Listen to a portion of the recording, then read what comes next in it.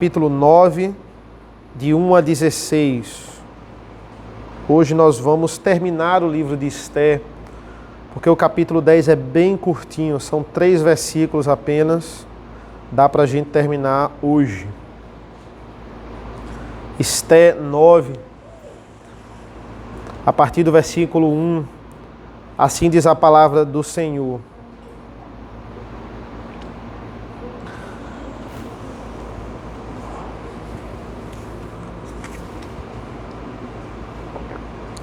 No dia 13 do 12º mês, que é o mês de Adar, quando a palavra do rei e a sua ordem deveriam ser executadas, no dia em que os inimigos dos judeus esperavam apoderar-se deles, aconteceu o contrário, pois os judeus é que se apoderaram dos que os odiavam. Nas suas cidades, em todas as províncias do rei Assuero, os judeus se reuniam para atacar aqueles que queriam destruí-los. E ninguém podia resistir-lhes, porque o terror que inspiravam caiu sobre todos aqueles povos. Todos os oficiais das províncias, os sátrapas, os governadores e os oficiais do rei auxiliavam os judeus, porque o temor de Mordecai tinha caído sobre eles. Porque Mordecai era grande na casa do rei e a fama dele se espalhava por todas as províncias, o seu poder ia aumentando cada vez mais. Assim, os judeus mataram todos os seus inimigos a golpes de espada, matando, destruindo e fazendo com que seus inimigos, com os seus inimigos, o que bem quiseram. Na cidadela de Suzã, os judeus mataram e destruíram 500 homens. Mataram também Parsandata, Dalfon, Aspata, Porata, Adalia, Aridata, Farmasta, Arisaí, Aridai e Vaizata, que eram os 10 filhos de Amã, filho de Amedata, o inimigo dos judeus. Porém, no despojo não tocaram. No mesmo dia, o rei foi informado do número dos mortos na cidadela de Suzã. O rei disse à rainha Esther: na cidadela de Suzã, os judeus mataram e destruíram 500 homens, e os 10 filhos de Amã, e nas demais províncias do rei. O que será que fizeram? E agora, qual é o pedido? Peça e lhe será dado. Você tem ainda algum outro desejo? Será concedido. Então Esther disse: se for do agrado do rei, permita aos judeus de Suzã que também amanhã façam segundo o decreto de hoje e pendurem em forca os cadáveres dos 10 filhos de Amã.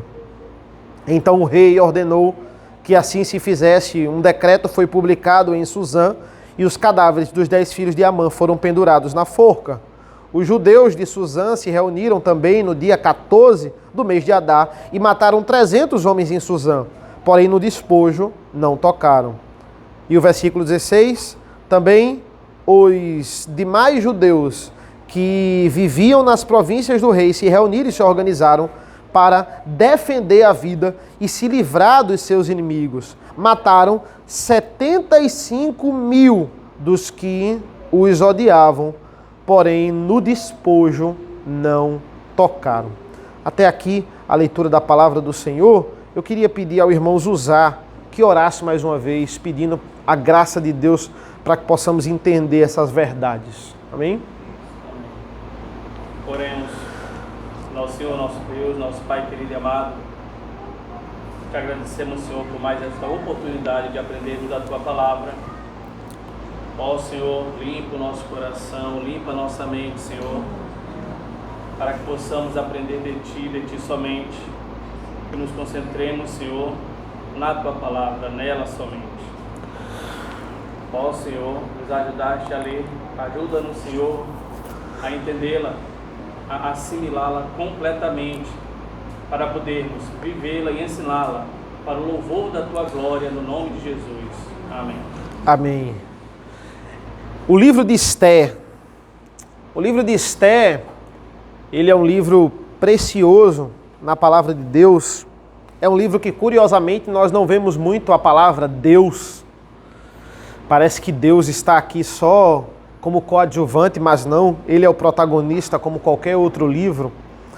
E o livro de Esther, acima de tudo, nos mostra como vivermos numa cultura que vai totalmente contra os princípios da palavra de Deus. A gente tem que lidar com tantas coisas que vão contra a palavra de Deus. Olha, quando se tem filhos, é uma das coisas que você começa a se preocupar. Eu vou colocar o meu filho naquela escola, ou ele vai ter algum tipo de amigo que vai gostar do carnaval. E aí a gente tem que lidar com o carnaval, tem que lidar com ideologia de gênero, tem que lidar com inversões no valor da família, nos valores da família, pressões por toda parte de governos e de locais que estão agora aprovando leis para assassinar bebês. Como é que a gente lida com os poderosos desse mundo que pregam coisas absurdas? E em países que são piores do que o nosso. Países que você não pode segurar a Bíblia na mão. Países que você não pode falar de Cristo em público. Países que você tem que usar códigos para se cumprimentar, para o outro identificar que você é cristão. Países na Europa que estão se tornando islâmicos. Pautas progressistas nos palanques e comícios públicos. Homens acovardados que não defendem as mulheres. Vários protestantes na África, mas muitas igrejas misturadas com ideologias da cultura pagã africana. E isso é um problema também, a gente tem um grande crescimento numérico, mas a teologia da prosperidade está na maioria dessas igrejas. Esse é um grande problema. Como ser cristão nas universidades? Como ser cristão na repartição pública? Onde todos aprontam de tudo? Como é que a gente fica na casa da Pérsia? A gente sabendo que tem um novo céu e uma nova terra, mas ainda não estamos lá. Ainda estamos aqui na casa da Pérsia. Hoje a gente vai tentar ver como é ainda viver na casa da Pérsia, tendo vislumbres de alegria, mas ainda não plenamente. Vamos ver isso em 2 pontos. Os primeiros estão aqui nos versículos que nós lemos, versículos de 1 a 16. E chegamos ao final do livro de Esther. E aqui nós vimos durante um pouco mais de 2 meses a saga na casa da Pérsia de pessoas judeus que estavam vivendo como exilados. Essa história que passa na cidadela de Suzã, o centro do governo persa. E finalmente nós vamos contemplar a resolução desse plano maligno que Amã colocou para essa nação. Esse plano de matar os judeus. Estamos aqui vendo o esforço de Esther, o esforço de Mordecai para tentar acabar com esse decreto. O capítulo 8, o que foi? Foi uma preparação para esse dia. Aqui nós temos um outro decreto dizendo que nesse dia agora os judeus poderiam se defender. E os judeus ficaram muito felizes, fizeram uma festa. E o que é o capítulo 9? O dia 13 do 12º mês de Adar. Aqui nós temos o dia do genocídio. O dia que é liberado matar os judeus. E o dia que eles podem se defender. 9 meses depois do capítulo 8. Exatamente no dia 13. E olha, no capítulo 8, nós já vimos alguns desistentes. Alguns já se juntaram lá na festa dos judeus. E ficaram junto dos judeus. Temos uns desistentes já. Mas no capítulo 9 a gente vê... Obrigado, Felipe. No capítulo 9, a gente vê o quê? A gente vê que algumas pessoas insistiram em matar os judeus. Olha, por mais que Deus avise que no final ele vai vencer, por mais que nós tenhamos esse aviso todos os domingos nas igrejas do Senhor, sempre vão existir aqueles que vão querer ir contra Deus. Vão querer ir contra a igreja. A igreja vai vencer no final, porque Jesus é o dono da igreja. Sempre vão ter aqueles que vão querer vencer a igreja. Na história sempre foi assim. E aqui também não vai ser diferente. Sempre vão ter aqueles que vão contra os judeus. Mesmo ouvindo os sinais, olha, os judeus estão se preparando, eles vão revidar. O exército de Xerxes está do lado deles. Olha, tá difícil revidar. Mas sempre vão ser aqueles que vão ignorar o aviso do Senhor. Sempre haverá resistência. E no versículo 1 diz assim, olha, enquanto os povos queriam se apoderar deles, versículo 1, aconteceu o contrário, pois os judeus é que se apoderaram dos que o odiavam. Os judeus se tornaram senhores daqueles que os odiavam. Eles não perderam uma. E olha o versículo 3 que diz: todos os oficiais das províncias, os governadores, os sátrapas, os que auxiliavam o rei, né, os judeus, né, porque o temor de Mordecai tinha caído sobre eles. Olha, quem era Mordecai agora? Mordecai era o segundo homem mais importante da Pérsia, ficou no lugar de Amã. Então, ó, se eu puder ganhar uns pontos com Mordecai, eu vou ajudar ele nesse dia que ele quer tanto vencer, que ele faz tanta questão. Então, muitos governadores aqui, até para ficar bem com Mordecai, diz: olha, vamos pegar todo o exército e colocar do lado de Mordecai. Vamos colocar, porque se ele ficar feliz, a gente vai ficar feliz. Então, até aqui, os grandes soldados, os grandes generais, os grandes políticos estavam do lado de Mordecai. E Mordecai era grande, a sua fama se espalhava, as pessoas queriam agradar a Mordecai.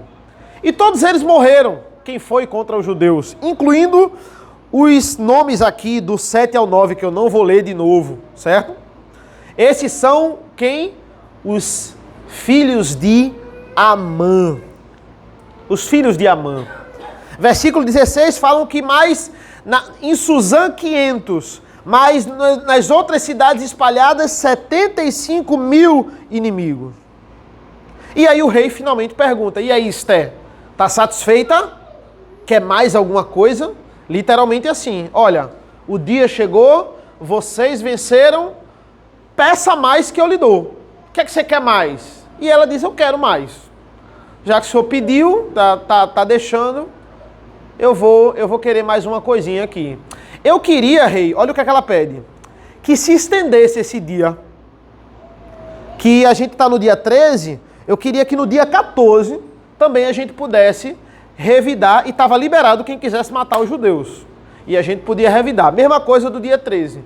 E eu queria também, se não é pedir muito, que todos os filhos de Amã, os 10, se eu colocasse bonitinho numa forca assim, pendurados, os corpos dele, para o pessoal ver. Vou fazer uma decoração aqui para esse dia da matança.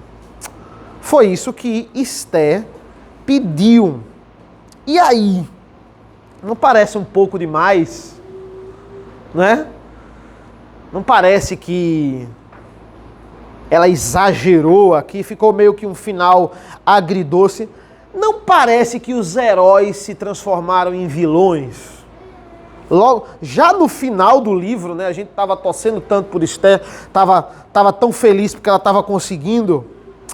E aí a gente vai ter que entrar num assunto um pouco espinhoso, chamado Guerra Santa. Por quê? Porque essa é uma coisa que incomoda muitos cristãos. E é uma coisa que quem não é da igreja bombardeia muito a gente. Olha, se Deus é amor, por que ele manda matar? Não é? Se Deus é amor, vocês ficam pregando que Deus é amor, Deus é amor. Por que a gente tem, em tantos momentos no Antigo Testamento, Deus mandando matar? No Novo Testamento, porque as pessoas estavam desobedecendo a ele na igreja, ele dizendo que as pessoas estavam morrendo por causa disso. Por quê? Se Deus é amoroso, Deus, ele manda matar.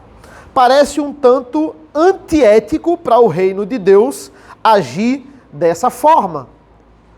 E David Strain, que é um comentarista que fala muito em Esther, ele vai dizer, olha, parece um distúrbio de personalidade da personagem aqui principal da história. Estender o prazo para aumentar a matança? Será que eles estão se tornando aqueles que eles estavam tentando evitar? E aí, olha, na perspectiva humana, isso não seria muita surpresa. Quantas pessoas começam a ganhar tanto poder e transformam-se? E agora mudam de personalidade, o poder mexe com a cabeça. Será que isso entrou em Esté? E se a gente não entender a teologia da Guerra Santa, a gente pode ficar também com a pulga atrás da orelha. Veja, aqui nós temos claramente os que odeiam o nome de Deus, e aqui nós temos os que se chamam pelo seu nome. Essa rivalidade, ela é antiga. Ela está lá em Gênesis 4. Ela resultou no primeiro derramamento de sangue na história da humanidade. Através de Abel, o planeta bebeu pela primeira vez sangue humano. E através de Abraão, nós temos o surgimento de uma nação teocrática. Nós temos um Estado teocrático. E uma das funções do Estado teocrático é promover guerras. Por quê? Porque quem é Israel? Israel é a mão de Deus para punir o povo ímpio da sua idolatria. É a mão de Deus, é um instrumento que Deus vai usar para punir os pagãos da sua idolatria, principalmente aqueles que não estavam querendo sair da terra santa, da terra prometida. Tem isso muito em Josué, tem isso muito em Juízes. E vejam, essa é uma prévia. É uma prévia do juízo final, da segunda vinda do Senhor. Por que Deus não aniquilou aquele povo desde o começo? Não pegou a idolatria e aniquilou desde o começo? Porque que eles, os ímpios, eles estão com a sua idolatria, não estão servindo a Deus e eles estão contemplando do mesmo sol que o nosso, da mesma chuva que nossa, muitos até prosperando muito melhor do que a gente, financeiramente, com bens materiais. Porque que Deus não pune logo? Porque Deus é longânimo. Deus tem todo o direito de exterminar o ímpio. Por quê? Porque o ímpio não o adora. O ímpio criou um ídolo para ele e ignora o Criador. Deus tem toda a autoridade como Criador de exterminar esses rebeldes que não se dobram perante ele. Ele tem toda a autoridade. Muitos até eles deixam morrer com saúde, com prosperidade, porque ele é longânimo. Mas muitos, e os que se voltam contra Israel, ele vai exterminar. E o que é que isso tem a ver com o livro de Esté? Tem a ver porque vamos ver a origem dessa batalha. Qual é a origem dessa batalha? Vai muito antes disso aqui. Na verdade, isso aqui é o finalzinho da batalha do povo de Israel contra os amalequitas. Começou com Amã, o segundo homem mais importante da Pérsia, e Mordecai, entendendo que ele era um antigo inimigo do povo dele, e dizendo, eu não vou me dobrar perante ele. E Amã aproveitou, ele é judeu, pois agora eu não só vou exterminar ele, eu vou decretar um dia para exterminar todos os judeus. E olha, isso não começou desde Amã e Mordecai, não é uma rixa muito antiga. Vai desde Moisés. Quem eram os amalequitas? Eram povos covardes. Olha, naquela época, quando você queria guerrear contra uma nação, tinha hora, data e local. Tinha tudo. Era, olha, vocês estão querendo, a gente quer a terra prometida, que é a terra do Senhor. Nós não vamos dar. Pronto, vamos guerrear.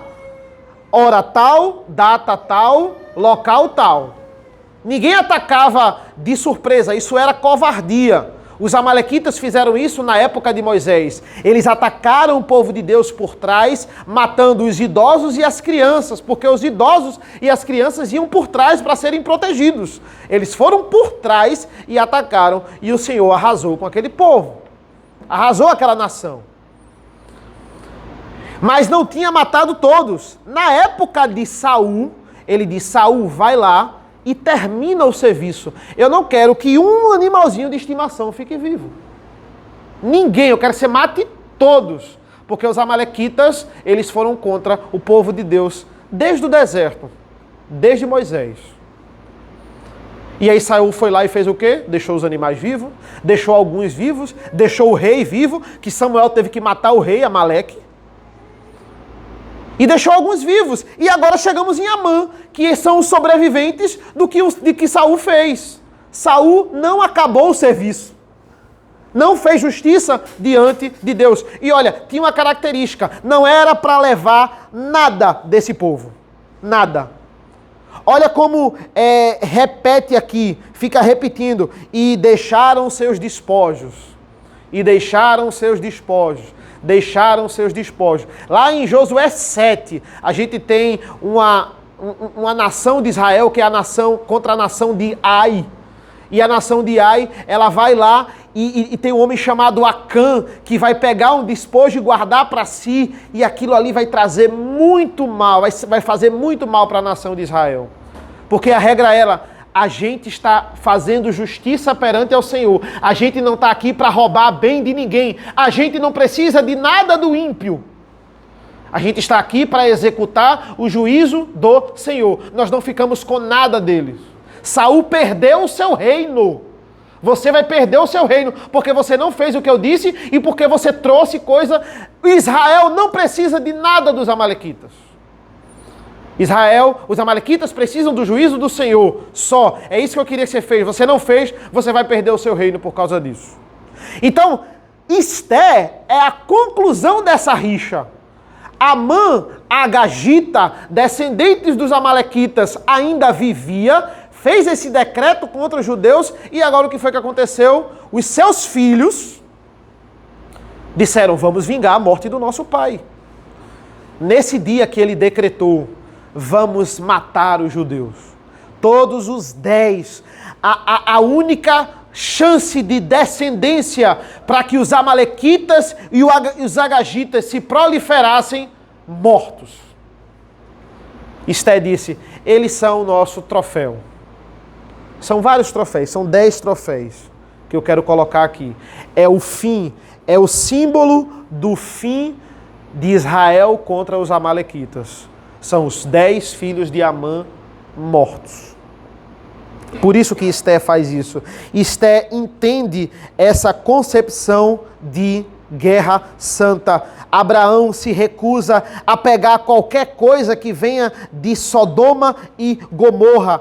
O término dessa grande batalha está aqui no livro de Esté. Eles são malditos e estão sendo pendurados no madeiro em nome do Senhor. Talvez a gente pense, olha, Esté passou de oprimida para opressora. Mas a gente tem que entender a história como um todo. Aqui Israel está fazendo justiça àqueles que em nome do maligno tentaram exterminar o povo de Deus. Eu digo aos meus alunos, olha, não tem como você entender Segunda Guerra sem entender a Primeira. Tem que entender a história como um todo. Não dá para você pegar o livro de Esté, um livro sozinho, e não explicar esse contexto histórico aqui. Porque senão vai parecer que ela realmente passou do ponto. Você só entende porque que do nada os alemães começaram a querer atacar tudo e dominar tudo, depois que você entende porque que eles... Não é uma justificativa, mas olha o quanto eles sofreram aqui na Primeira Guerra. Olha como eles estão arrasados. A segunda é uma consequência da primeira. Você tem que entender a história como um todo. Não dá para entender essa motivação de Mordecai de não querer se ajoelhar para um agagita sem entender a história de Israel, do povo de Israel. Se o plano de Amã tivesse funcionado, Jesus não teria nascido. Qual é a intenção de Amã? Acabar com o plano de Deus. Assim como foi a intenção de Faraó. Assim, eu falei sobre isso, né? Israel está sempre a um passo de perder a continuidade. É sempre assim. Alguém vai conseguir, finalmente tirou aqui a chance de Israel proliferar. E Deus vai lá e sempre intervém. Israel não estava atacando todo mundo. Não era um genocídio feito, eles decretaram contra Israel. Pode matar quem você quer. Não, olha, quem quisesse se juntar a Israel para lutar a favor dele, ótimo, seja bem-vindo. Quem não quisesse, não estou nem aí, quero saber quem vai viver, quem vai morrer, quero ficar em casa, não quero me meter, ótimo, não ia morrer. Não tem problema, não quero me meter, ótimo, fica em casa nesse dia. Fica lá em casa. Quero me juntar a Israel, seja bem-vindo. Quero matar o povo de Israel. Aí está o problema. Aí você vai ser destruído. Você querer destruir a igreja do Senhor, você vai ser destruído. Agora, quem não queria se envolver, fica em casa. Pronto, não se envolva. Não tem problema. Israel não ia matar quem queria. Vai matar quem tentasse matar eles. E sem os despojos. Versículos 10, versículo 15 e versículo 16. Sem os despojos. Ele vai mostrando, ó, no final de cada versículo. Porém no despojo, versículo 10, porém no despojo não tocaram.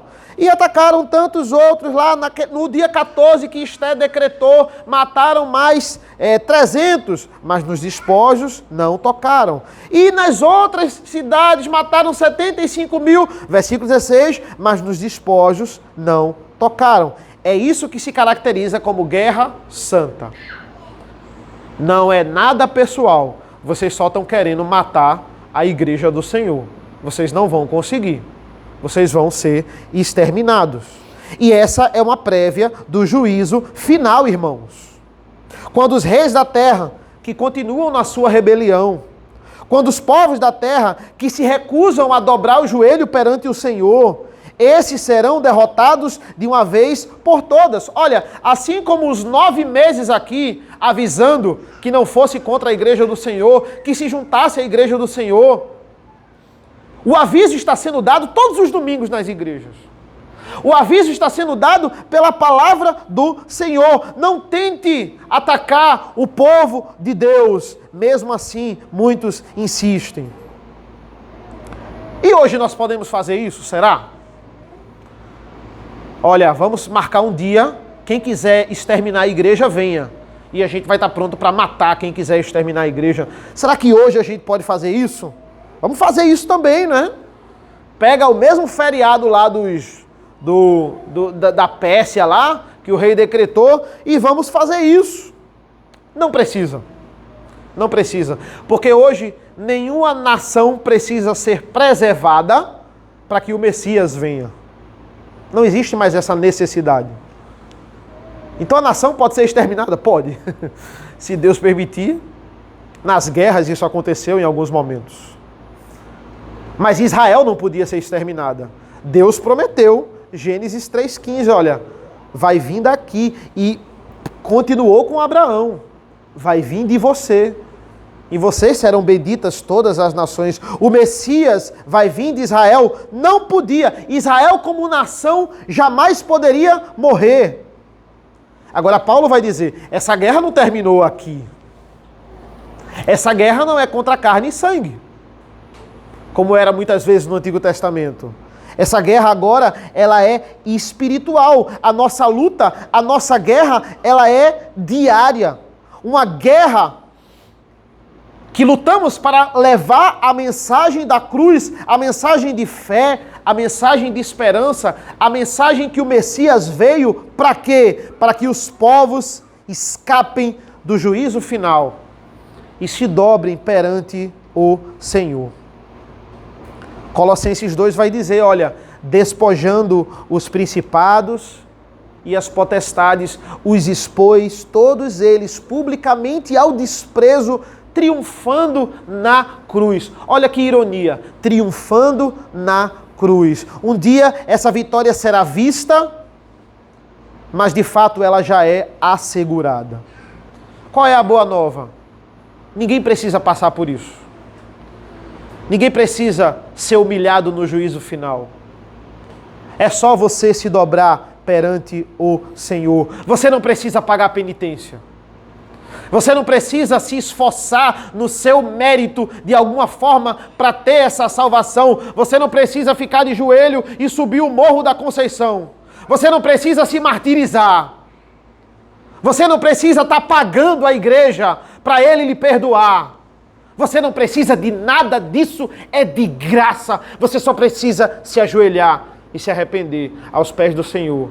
E confessar os seus pecados e dizer realmente nada de bom vem de mim. Eu dependo de ti. Você só precisa confiar no Senhor de graça.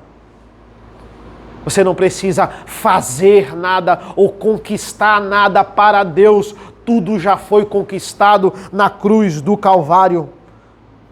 Qualquer um. Você pode ser rico, você pode ser pobre, você pode ter perseguido N cristãos antes da sua vida, como foi com Saulo. Você pode ser branco, você pode ser negro, você pode morar aqui, você pode morar na África, na Ásia. Nada é mais inclusivo do que o Evangelho. E essa palavra é polêmica, mas nada é mais inclusivo do que o Evangelho. Todos os povos, raças e nações. E aí a gente entra no nosso segundo ponto, a partir do versículo 17. Olha o que diz a partir do 17, do 17 ao 22.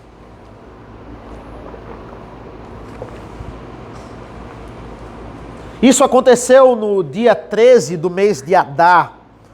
No dia 14, descansaram e fizeram dele um dia de festa e de alegria. Mas os judeus de Susã se reuniram nos dias 13 e 14 do mesmo mês. Descansaram no dia 15 e fizeram dele um dia de festa e de alegria. Por isso, os judeus das vilas que moram nas aldeias do campo fazem do dia 14 do mês de Adar um dia de alegria, de banquete e de festa, e um dia em que mandam presentes uns aos outros.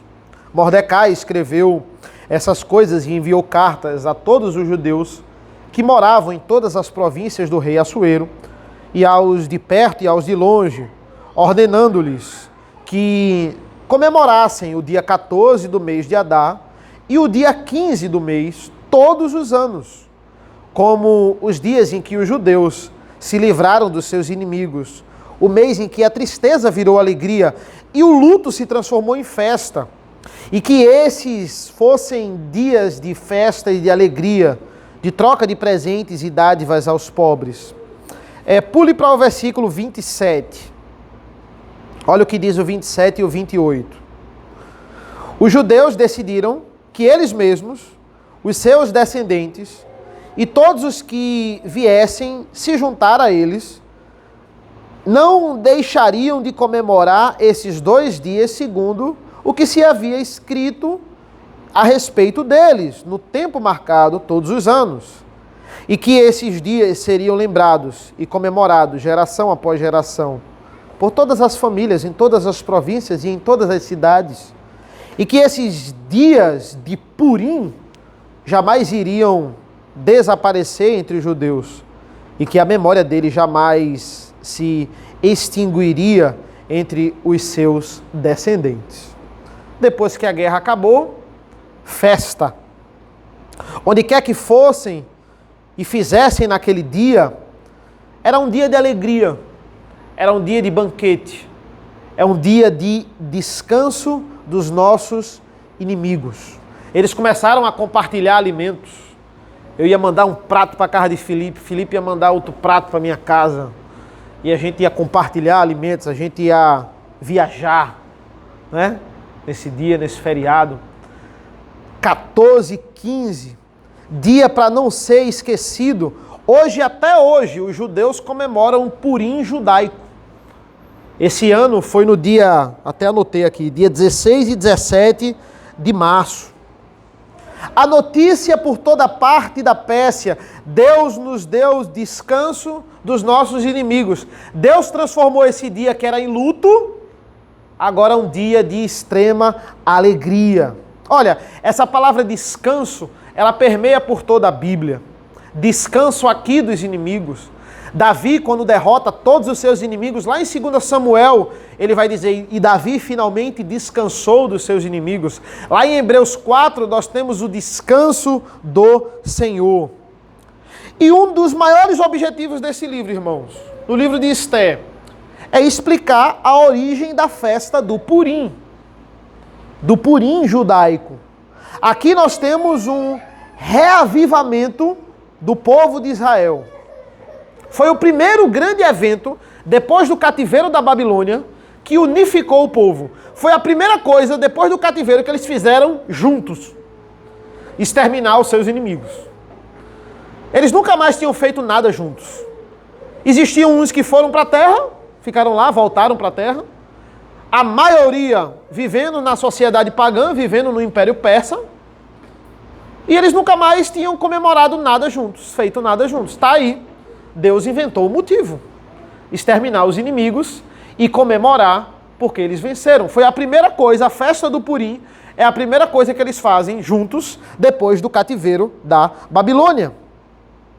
Por causa de Mordecai, que não queria se ajoelhar, por causa de Esté, que se torna a rainha do mundo pagão, todo esse plano de Amã, tudo Deus está por trás, fazendo parte do seu plano. Um amor renovado pela identidade. E a gente não tem como negar, irmãos. A igreja cresce na bonança. A igreja cresce quando está tudo bem. Mas a igreja nunca cresce mais em épocas de perseguição. Nunca cresce tanto do que em épocas de perseguição. Isso é um refrão da Bíblia. Toda vez que a gente tem uma perseguição na igreja, ela cresce. Ela amadurece. Reforma protestante, ela cresce. É assim, na provação é onde a igreja cresce mais, é um refrão. Mike Cosper vai dizer, essa celebração é um despertar, é uma lembrança de quando os judeus não somente foram redimidos de uma sentença de morte, mas finalmente voltaram a ser identificados como povo de Deus. Uma festa para lembrar, embora naquela cultura pagã não faziam parte dela.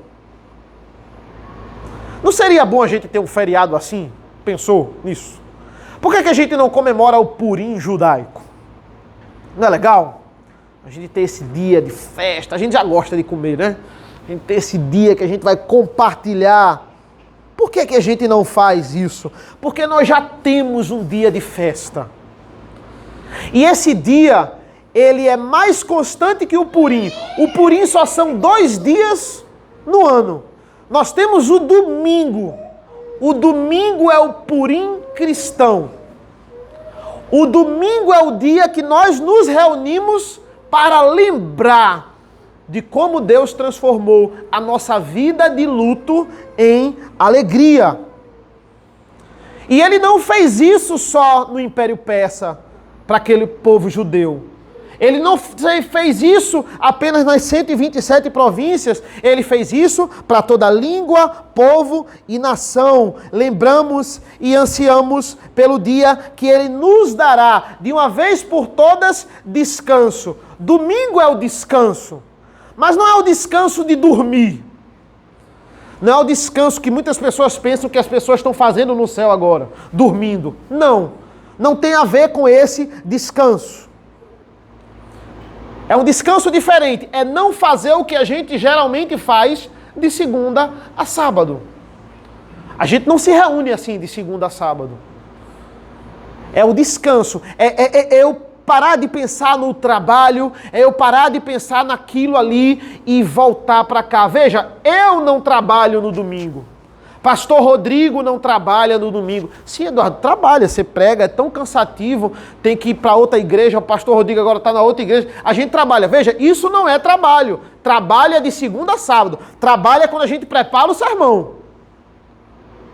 Aí sim é trabalho. Agora que domingo é serviço. Eu estou participando do culto tanto quanto vocês. A gente está aqui no descanso. No descanso. Estamos servindo. É claro que o esforço é muito maior, tanto é que os sacerdotes no Antigo Testamento, eles podiam comer e o povo não, por causa do esforço, para se manterem ali em pé. Mas olha, é o meu serviço, tanto quanto vocês estão fazendo, é a participação no domingo, é a comunhão dos santos. É quando nós nos juntamos, até com a nossa descendência. E quem mais quiser se juntar com a gente? Todos são bem-vindos. Não importa a idade, a classe social.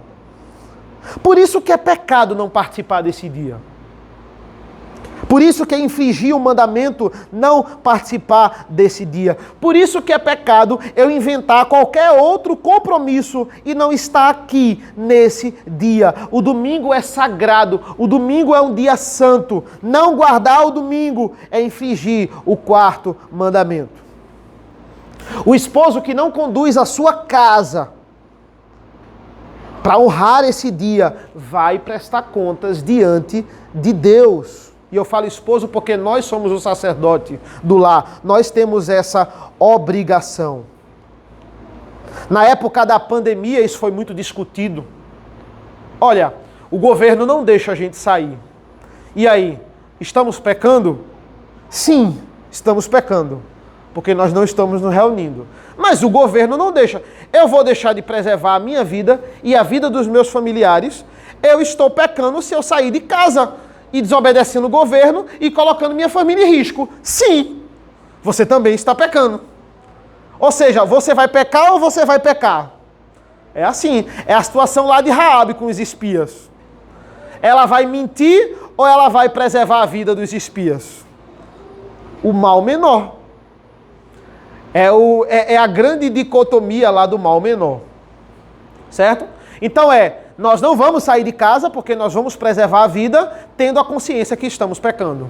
Porque nós não estamos nos reunindo. Ou seja, quando der pra gente sair, o que é que a gente vai fazer? Continuar em casa? Não.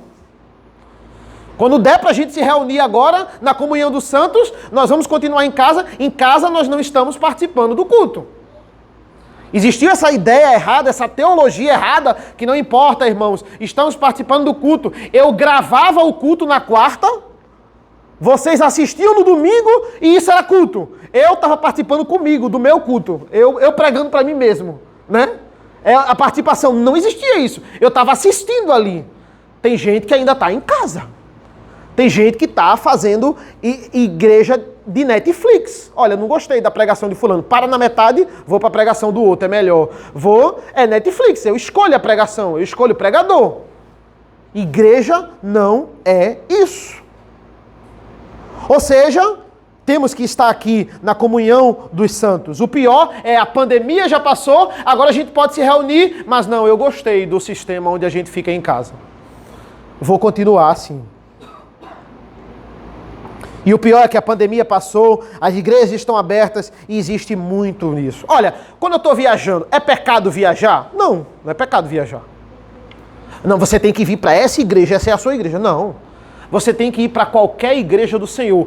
Qual é a cidade na face da terra que você vai e que não tem uma igreja? Qual é a cidade? Só se você for passar as férias no deserto do Saara, né?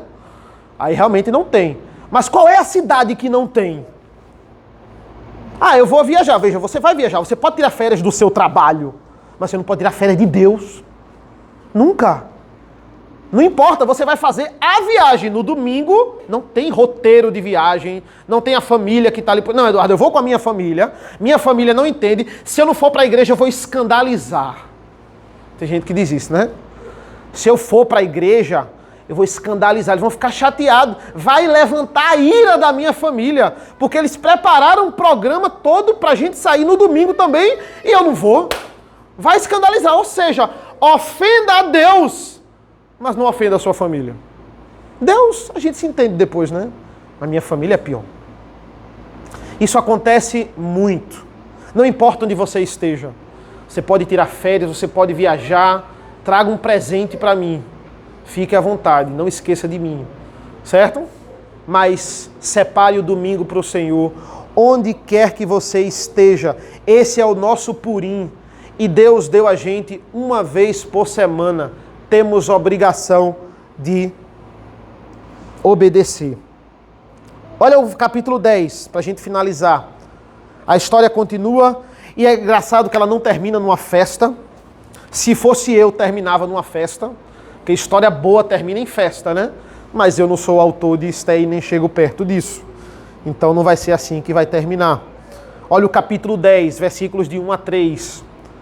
Depois disso, o rei Assuero impôs tributo sobre a terra e sobre as terras do mar. Olha, não acabou numa festa, acabou com o aumento dos impostos. Quanto aos demais atos do seu poder e do seu valor, e ao relatório completo da grandeza de Mordecai, a quem o rei exaltou, não está tudo escrito no livro da história dos reis, da Média e da Persa? Pois o judeu Mordecai foi o segundo depois do rei Assuero, e grande para com os judeus, e estimado pela multidão de seus irmãos, tendo procurado o bem-estar do seu povo. e trabalhado pela prosperidade da sua nação. Engraçado que a história de Esther não termina com Esther, termina com Mordecai, né? O homem aqui que mais levou pancada, digamos assim. O homem que fala que no final ele buscou o bem-estar do povo, um grande homem. Olha, enquanto lá no capítulo 2, versículo 18, no casamento de Esther, o rei ele diminuiu os impostos, agora tudo volta ao normal na casa da Pérsia. Impostos lá em cima. Por maior que seja Mordecai, por melhor que ele governe, ele é o segundo homem mais importante da Pérsia. Por melhor que esteja a situação do povo de Deus, o autor do capítulo 10 está lembrando quem manda na Pérsia. Quem manda na Pérsia é Xerxes. Por melhor que seja a vida na casa da Pérsia, agora livre dos nossos inimigos, o capítulo 10 está lá para nos servir de epílogo e nos lembra, olha, tanta alegria, não é tanta festa, mas você ainda não está no céu. Você ainda está na casa da Pérsia. Continua sendo o rei Xerxes. Continua sendo aquele rei que faz o que quiser com a gente. E aumenta os impostos quando quer. Por melhor que esteja a sua vida, você ainda, eu ainda, nós estamos na casa da Pérsia.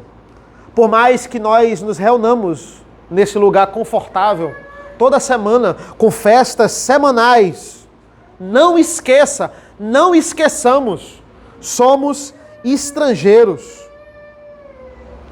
Irmãos, quantos de nós sofremos até o descanso final? Quantos de nós foram perseguidos na igreja do Senhor desde Abel? Abel foi o primeiro a ser perseguido da igreja do Senhor. Até os dias de hoje, no Afeganistão, na Síria, na Coreia do Norte, na China, talvez nós em algum momento em nosso emprego. Quanto tempo mais nós vamos ter que sofrer? Só Deus sabe. Só Deus sabe. Mike Cosper comenta que o mundo de Esther é um mundo parecido com o nosso. Olha, a gente não tem Deus aqui abrindo o mar vermelho. A gente não tem Deus aqui afogando o faraó. Aqui parece até que o Deus tão visível do Antigo Testamento, Deus é tão visível no Antigo Testamento, parece que ele está escondido aqui nessa cultura tenebrosa. E às vezes, por influência do nosso tempo, a gente pode começar a parar de enxergar as ações de Deus. Olha, o mundo ele é tão tenebroso, essa cultura é tão tenebrosa, parece que isso está vencendo. E os princípios de Deus estão se apagando. Por isso a Bíblia. Por isso que ele está nos lembrando hoje, eu e você, assim como Esther e Mordecai, nós fazemos parte de algo maior. Esse livro é sobre Xerxes. Ele não é o centro. Ele foi um rei pagão, um instrumento de Deus aqui para abençoar o povo de Deus, mas Xerxes não é o centro. Esse livro é sobre Mordecai, um judeu com o nome de pagão, que mandou Esther esconder que era judia, causou todo esse problema. Um dia falou o seu famoso não mais, e pagou caro por isso. Não quis se dobrar perante Amã e mudou a sua concepção e lutou pelo povo judeu. Mordecai foi importante, mas ele não é o centro. Talvez Esther seja o centro. O nome do livro é o nome dela, né? A mulher que com a sua simpatia se tornou a rainha do mundo pagão, mas se agarra aos pés do Senhor e luta pela sua igreja, entendendo que faz parte de algo muito maior, mas ela não é o centro. O livro de Esther é sobre um dia de luto que se transformou em grande festa. Parece que Deus não está agindo em alguns momentos da nossa vida, mas é claro que Ele está agindo. A gente pode ter alegria nesse mundo, a gente pode ter regozijo, a gente pode ter paz, mas vai ser sempre misturado. Nesse mundo é assim. Nesse mundo a nossa vida é sempre agridoce. Apesar de perseguições, apesar de homens maus e reis loucos, Deus está usando tudo isso para executar o seu plano. Purim é bom. Esse feriado foi muito bom. Mas é pouco para quem vive depois da vinda de Cristo. A vinda de Cristo, ela tem que ser comemorada, representada, lembrada, muito mais do que 2 vezes por ano. Tem que ser, e Deus estabeleceu 1 vez por semana. Porque, diferente do Purim, o domingo aponta para algo maior. A vinda de Cristo e a segunda grande vinda de Cristo. Deus planejou isso 1 vez por semana para nós nos reunirmos. Às vezes até com comida. Tem domingo que tem comida. Primeiro domingo do mês tem comida. Mas sempre com música. Sempre tem música nessa festa.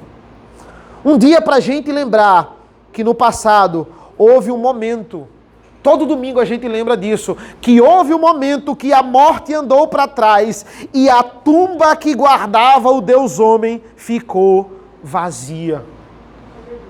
Essa é a grande eucatástrofe. Essa é a grande boa catástrofe de um mundo que parecia ir mal, mas agora vai bem em Cristo. Eis o domingo. E até o dia da segunda vinda do Senhor, nós temos que estar aqui reunidos. Nos livraremos, irmãos, de toda a tristeza, de todo o luto, teremos descanso dos nossos inimigos, teremos descanso dos tormentos do diabo, teremos descanso da casa da Pérsia, nessa cultura depravada, teremos descanso até de nós mesmos, o pior dos nossos inimigos. Um dia, eu e você, nós vamos ser revestidos de incorruptibilidade, mesmo agindo como Mordecai, mesmo em alguns momentos querendo ser chamada de Esther, que é o nosso nome pagão. Aqui a gente fica semeando e chorando. A gente fica como quem sonha muitas vezes, alegres, mas vai alternando com muita tristeza. Esse livro é tipológico ao dia da vitória do nosso Senhor. Esse livro é o triunfo da casa de Deus sobre a casa da Pérsia. Amém, irmãos? Amém.